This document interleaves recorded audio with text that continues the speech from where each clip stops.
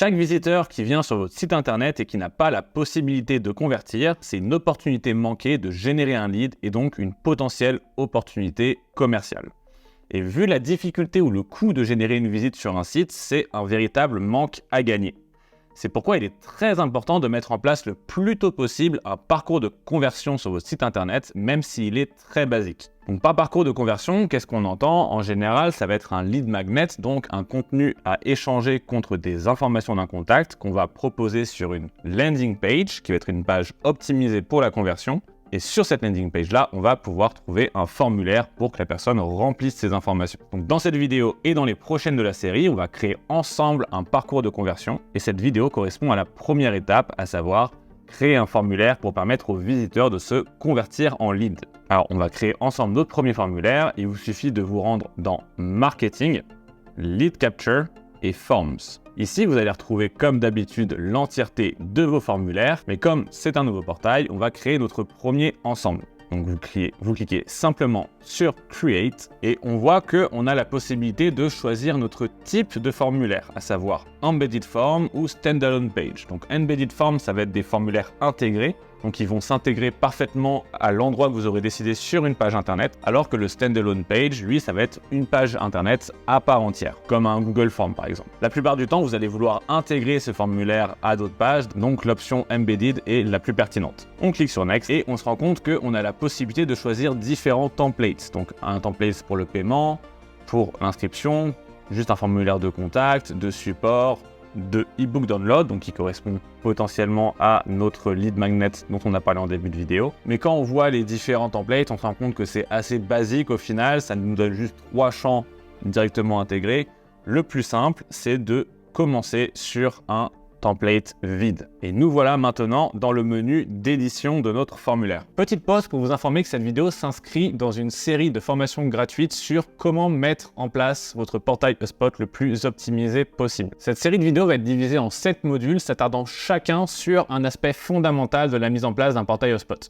Et chaque module se compose de plusieurs vidéos orientées vers la prise d'action qui va permettre de mettre en place soit une fonctionnalité, soit un aspect clé de votre portail HubSpot. Si ce n'est pas déjà le cas au moment où vous regardez cette vidéo, les vidéos de cette série vont sortir progressivement et seront ajoutées à cette playlist. J'ai également préparé une page web privée recensant l'intégralité du contenu de cette formation avec du contenu bonus pour vous accompagner dans la mise en place de ce portail.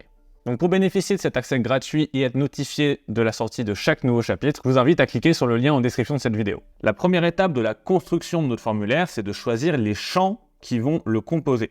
Vous l'aurez peut-être compris, mais chaque champ d'un formulaire correspond à une propriété dans HubSpot. Vous pouvez donc insérer toutes les propriétés que vous le désirez sur n'importe quel objet. Donc on voit ici qu'on a des propriétés de contact, mais on a également des propriétés d'entreprise. Donc par exemple, si vous insérez une propriété d'entreprise pour ce formulaire de contact, vous allez créer un Records Contact et HubSpot créera automatiquement l'entreprise avec cette information et l'associera directement au contact soumettant le formulaire. Donc c'est-à-dire que si ici on a Martin Dupont et le domain name ça va être pharmacierouge.fr, automatiquement notre contact Martin Dupont sera associé à l'entreprise qui a le nom de domaine pharmacierouge.fr. Donc on va ajouter des champs basiques pour le téléchargement de notre lead magnet. On va partir du principe que notre formulaire il va s'adresser aux personnes en B2C qui souhaitent perdre du poids. Donc on a besoin d'avoir des informations de contact classiques dont first name, last name, on peut rajouter le numéro de téléphone, pourquoi pas son pays. Et pour ceux qui ont regardé ma vidéo sur les propriétés, on se souvient qu'on va choisir une propriété en drop-down menu et pas celle native à HubSpot qui est en single line text pour éviter que les personnes puissent remplir n'importe quoi dans ce champ. Et comme ça va être un formulaire pour de la perte de poids, on veut connaître leur IMC, donc BMI en anglais, qu'on va venir ajouter ici. Donc là, on a les informations basiques et on peut forcément les réorganiser pour rendre la chose un peu plus visuelle. Par exemple, et techniquement, on serait bon. Mais ce qu'il faut comprendre, c'est que l'idée de base derrière un formulaire, elle repose sur le principe de l'échange équivalent. on demande des informations à un visiteur en échange d'une valeur équivalente à la quantité et à la qualité d'informations demandées. Par exemple, pour un formulaire d'inscription à une simple newsletter, on ne va pas demander leurs informations de poids. On demandera sûrement qu'une adresse email, car la valeur perçue d'une inscription à une liste email, elle est assez faible. Au contraire, si vous offrez un audit complet en l'échange d'une soumission de formulaire, il est raisonnable de demander beaucoup d'informations pour vous permettre de réaliser votre promesse, et car la valeur perçue, elle, au contraire, est très importante. Donc lorsque vous créez un formulaire, ayez toujours en tête cette notion de valeur pour bien doser la quantité d'informations à demander. Donc si vous créez un formulaire pour un objectif particulier, donc par exemple pouvoir qualifier automatiquement un lead, par exemple comme nous on le fait ici, faites en sorte de créer un lead magnet avec une valeur suffisante pour la demande que vous faites. Si vous n'y pensez pas, vous risquez d'importer fortement votre taux de conversion. Donc maintenant, reprenons notre formulaire de qualification pour des leads B2C. Une fois qu'on a mis toutes les propriétés qui nous intéressaient, on va faire le tour des réglages basiques. Donc pour chaque propriété, quand on clique dessus, on se rend compte qu'on peut jouer avec « c'est un champ requis », « c'est un champ caché », on va y revenir juste après. Le label, donc on peut changer le nom qui s'affiche, donc par exemple, votre prénom qui s'affichera comme ça, un help text qui va être la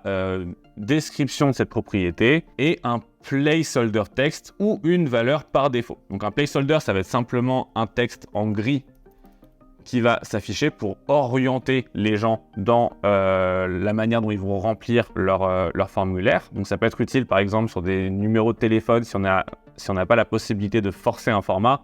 Par exemple, on va être exemple plus 33 6 blablabla, comme ça on donne l'intention à la personne de remplir son numéro avec l'identificatif international. Et la valeur par défaut, cette fois, ça va être une valeur qui va être directement intégrée à la propriété. Et si la personne ne change pas cette valeur, quand il soumettra le formulaire, ce sera la valeur qui sera retenue. Donc par exemple, si on tape Martin ici, quand la personne va ouvrir le formulaire, Martin sera déjà renseigné. Si elle ne change pas Martin, son prénom sera Martin. Donc pour le prénom, c'est pas forcément une bonne solution, mais pour les champs cachés, ça va être très utile, c'est ce qu'on va voir maintenant. Pour ceux qui ont vu ma vidéo précédente sur comment traquer les visiteurs de votre site internet, je vous ai parlé du fait que HubSpot pouvait comprendre les paramètres UTM. Donc les paramètres UTM, ils sont notamment utilisés beaucoup dans les campagnes publicitaires digitales et elles vont nous permettre d'identifier de quel clic vient un visiteur. Donc pour pouvoir identifier la performance de telle ou telle publicité. HubSpot ne nous permet pas de récupérer cette information nativement, mais en réalisant une petite astuce, on va pouvoir récupérer ces informations directement sur notre formulaire. On va noter 4 types d'UTM principaux. On a UTM Source, UTM Content, UTM Term et UTM Campaign. L'idée, c'est qu'on va créer 4 propriétés correspondant à ces 4 UTM qu'on va implémenter dans notre formulaire. Donc comment faire? Donc soit on va directement dans l'onglet des propriétés comme on l'avait vu dans la vidéo dédiée pour créer ces 4 champs, soit on va pouvoir créer directement une propriété ici. On veut que ce soit un single line text et on va l'appeler en conversion information et on va l'appeler UTM source. On clique sur suivant, next, show informs, évidemment puisque c'est le but de cette propriété là, et on va recommencer pour les 3 autres. Et donc, nous voilà avec nos 4 propriétés d'UTM. Le problème, c'est que si on le met en ligne et qu'on regarde notre fameux formulaire, on se rend compte que c'est pas beau, puisqu'on a UTM Source, UTM Content, UTM Campaign, UTM Term qui s'affichent, et c'est des champs qui ne devraient pas être visibles pour le visiteur. Et c'est là où les champs cachés interviennent. On va pouvoir cliquer sur un champ et mettre ce champ en champ caché. On va le faire pour les 4 et on va pouvoir cliquer sur Update. Et maintenant, quand on va regarder notre formulaire, on voit qu'il s'affiche correctement avec simplement les informations que notre visiteur est censé remplir. Par contre, en arrière-plan, qu'est-ce qui va se passer si le visiteur vient grâce à une URL traquée avec des codes UTM? Automatiquement, HubSpot va récupérer ces informations-là et les stocker dans ses propriétés. Ça veut dire que juste en faisant cette étape-là, vous allez pouvoir traquer les UTM de toutes vos campagnes publicitaires sur HubSpot. Donc ça va être les bases pour créer votre formulaire de parcours de conversion. Il existe plein d'autres stratégies pour optimiser et rendre vos formulaires plus performants, notamment avec des conditions de logique pour faire afficher tel ou tel champs en fonction d'une réponse précédente. Pour ceci, je vous invite à regarder une vidéo que j'ai fait il y a quelques mois sur comment créer des formulaires optimisés. Une fois que vous êtes satisfait avec votre formulaire, vous pouvez aller dans Options, choisir soit de mettre un message de remerciement après la soumission d'un formulaire, soit rediriger vers une autre page, donc soit de votre site internet, soit une autre page, ou on peut directement proposer un lien de meeting suite à la soumission d'un formulaire. Vous allez pouvoir jouer sur le life cycle stage du visiteur quand il va remplir ce formulaire et vous allez pouvoir avoir tout un tas d'options à personnaliser pour pouvoir adapter votre soumission de formulaire à vos besoins. Vous allez pouvoir également changer le visuel de votre formulaire.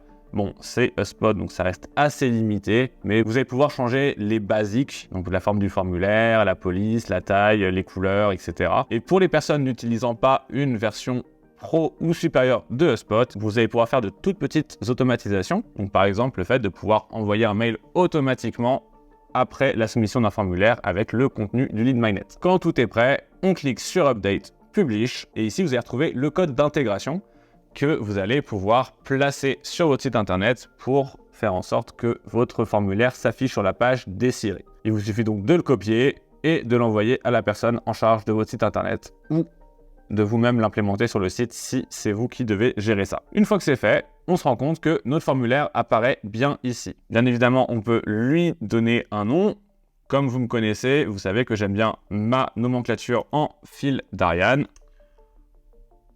On peut le publier en l'état et il apparaîtra dans notre liste de formulaires. Et comme tous les actifs marketing, on peut créer des dossiers et organiser nos formulaires en fonction. J'espère que cette vidéo vous a plu. Si c'est le cas, n'hésitez pas à mettre un pouce en l'air, à vous abonner à la chaîne et à sauvegarder la playlist de cette série de formations pour être sûr de ne pas rater les prochains épisodes. Et n'oubliez pas le lien dans la description vous donnant accès à l'entièreté du contenu et du contenu bonus additionnel sur comment mettre en place son portail HubSpot de la manière la plus efficace possible. Pour ceux qui me découvrent avec cette vidéo, je suis Grégoire, expert HubSpot depuis plus de 7 ans et je vous dis à très vite pour de nouvelles astuces HubSpot.